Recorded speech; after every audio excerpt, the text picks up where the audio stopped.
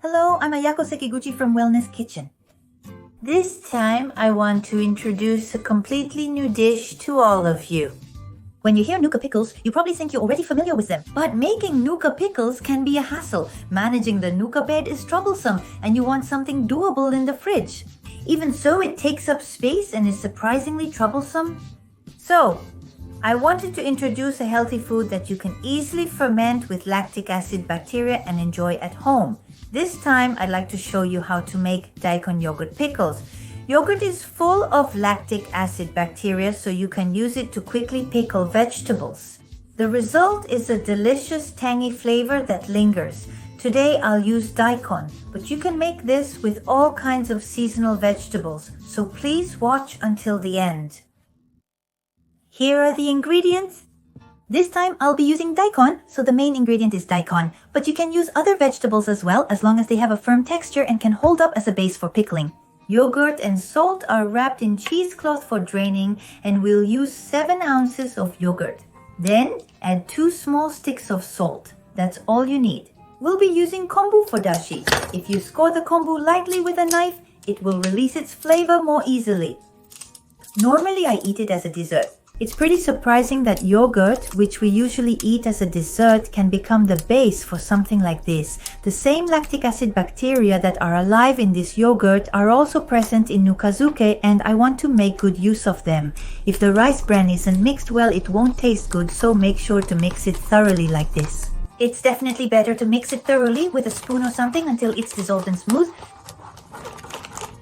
Make sure to check the taste and see if it's evenly seasoned. Daikon is a vegetable that's rich in vitamin C, especially in the skin, which also contains a lot of dietary fiber, so we'll leave the skin on just as it is. We'll use it as it is. Since it's hard to use if the pieces are too big or too small, adjust the size so they're easy to eat, and then add them to the pot with the hidden kitchen knife cuts. Don't cut all the way through, just fix the kitchen knife blade and make shallow cuts. Does it look like this from the back? The blade isn't going all the way through, so it just feels like you're making hidden cuts on the surface. Try to make the cuts a bit deeper.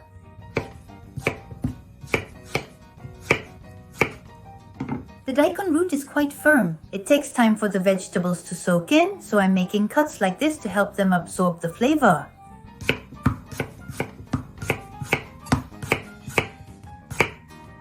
Now that the cuts are in, sprinkle the salt evenly over everything, then gently rub it in. As you rub it in, you'll notice that moisture naturally starts to come out of the daikon. This time I'm using daikon, but you can also use things like turnips, kabocha squash, or carrots. You can make this with any vegetables, so please enjoy it with seasonal vegetables. Now let's put it into the pickling bed. By using a large plastic bag, you can pickle efficiently, so I choose a bag that matches the size of the daikon or other vegetables. That way, you can also use the right amount of yogurt efficiently. That's how I feel about it. After removing the air, put it in the refrigerator and let it pickle for 2 or 3 days. It's simple, just wait for it to be ready. Recipes are important for meals, but also match them to your body's rhythm. Deepen your knowledge of eating habits that enhance your physical functions and support a healthy lifestyle. By doing this, it helps improve your health and physical performance. Every day, I share small lessons from my own experience, so I hope you enjoy noticing the changes in your mind and body for those who want to learn more about their body, food, and nutrition. Meet the new you in a year at Ejingu Kiai University. If you join us, you'll transform in just 3 days. I hope you'll see what's inside.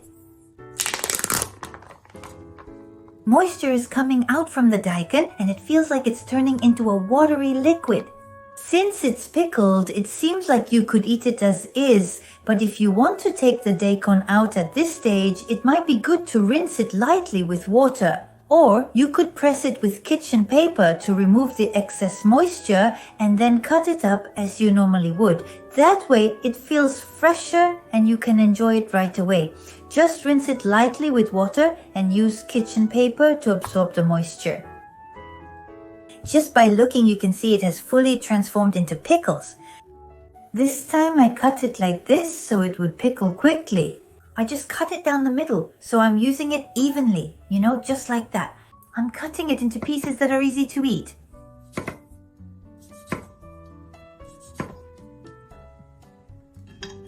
And with this, the Daikon radish yogurt pickles are done.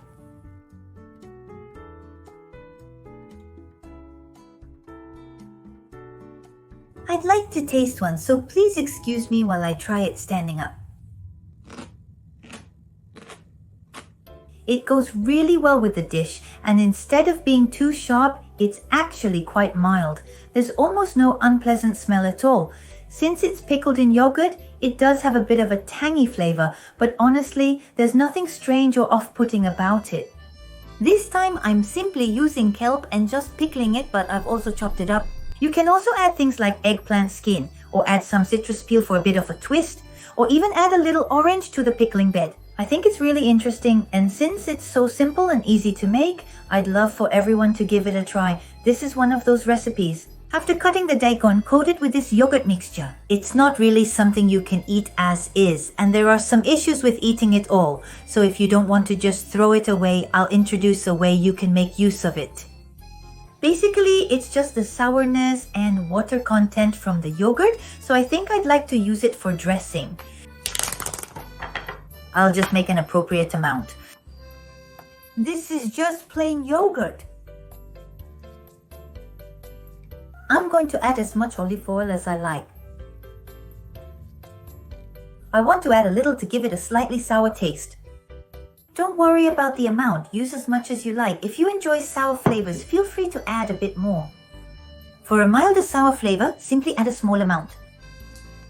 If you like, you can also add some chili oil, curry powder, or even a little bit of spice. I think that would be delicious too.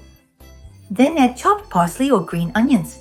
If you add things like herbs, it really brings out a delicious flavor in the dressing, so you can enjoy vegetables in a way that feels almost like a yogurt-based dressing. This is a great way to use up leftover vegetables and make a tasty arrangement menu. And with this, the dressing is complete.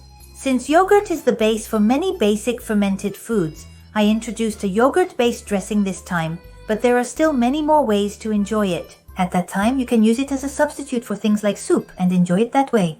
Surprisingly, even if you don't really like yogurt, it turns out delicious and mild, so please make the most of the leftover pickling bed until the very end.